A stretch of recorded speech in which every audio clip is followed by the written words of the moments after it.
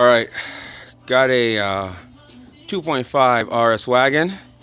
It's doing a drop on a budget. I'm using Megan Racing springs. I haven't seen anyone do anything for the wagons, so just going to show that what needs to happen for the wagons. Pretty straightforward. You know, jack up the car, take the wheel off. If you don't know how to do that, then you have bigger problems.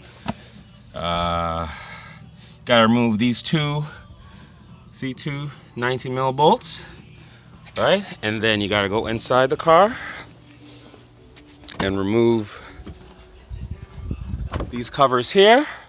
When you remove these covers, you're gonna see, let me pop it and show them as well. You can pop this off, see like a kind of a pop it off with a small flathead. Open the cover, and you're gonna see this.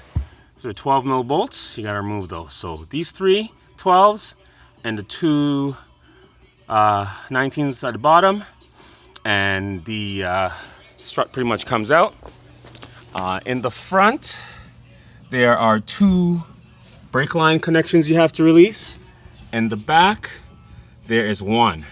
And basically, you gotta use a flathead and pry this clip out, and then it comes out. And then you can pull the whole strut out once you remove the bolts. And I'm gonna be swapping out the stock springs for some Megan Racing springs. I already did the front, but I figured there's a lot of videos on how to do the front. It's the same for all the Imprezas. I'll show you how to do the back. Okay, I'll fast forward to the application and when I'm putting the springs in.